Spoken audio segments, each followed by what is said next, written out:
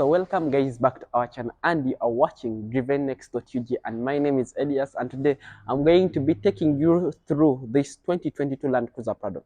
First of all, the Prado has what we call a 70-year heritage in off-roading because it's also a Land Cruiser, and it has what we call a newly redesigned body kit which is mounted on what we call a separate body and chassis, and you also have what we call a newly redesigned front wheel, as well as under the hood. If we talk about the performance, under the hood you have what you call a 4-cylinder diesel engine with a maximum horsepower of 150 horsepower, as well as 500 newton meters of torque. And here's what we has what we call a maximum towing capacity of 1500 kgs. On the sides you have this beautiful 17-inch alloy wheels with brake calipers inside. You can also notice the roof rails in position, as well as deeper side steps that give you easy access to the vehicle. You all can also notice these body colored side mirrors in position with turn signals. And continuing on to the rear, you have here your fuel tank on your left hand side, and this, it is the 70th anniversary badge, 70th year anniversary badge.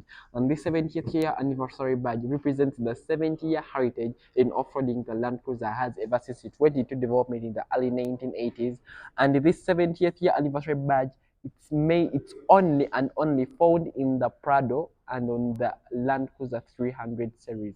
So inside the Land Cruiser Prado, you have the same infotainment system you get in the standard LC300, and it's also the same system which is in the Delta Cross. Your infotainment system, and this, you get this in the standard base. This is the standard model of the Prado, but there is also the other version which is called the VX or the VXR or the VX1. There is also the VX1 Midnight, and those have what you call a one panoramic screen with no buttons. It's all full touch screen.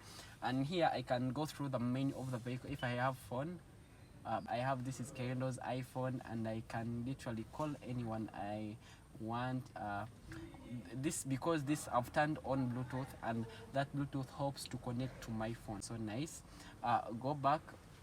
To go back, if I go to the menu and I have something like audio, to go into the audio and I have Bluetooth, you go through the songs which you have through, and also have what you call a speaker on top here. You have what you call your climate controls, and if I turn on the AC like this, turn it on, I'll have,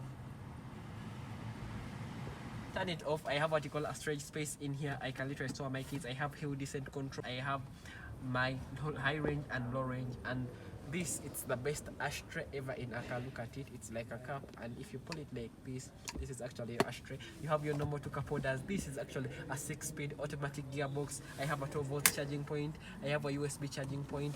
I also have a little bit of storage space here. Pull it, I get more storage space, and even I have what you call a reverse camera.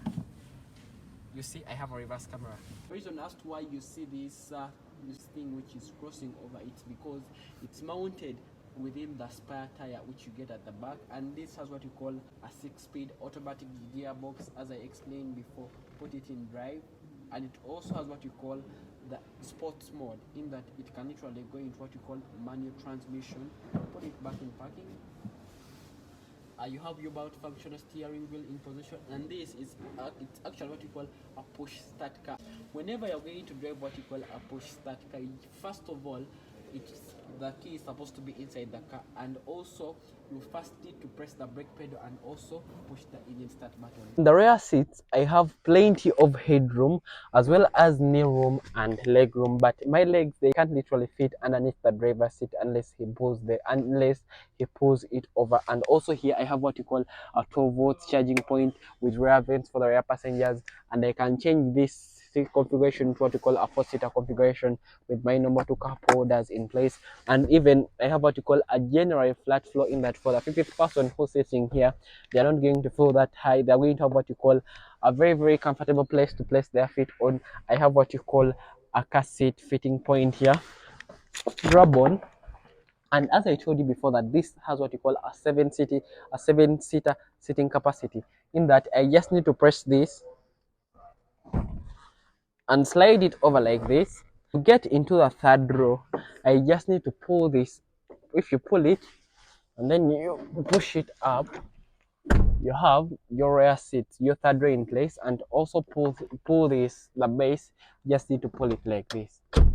And to go in, wow, and This is a little bit more comfortable than in the LC300. And if you want to check out my Land Cruiser 300 review, just check in the biography.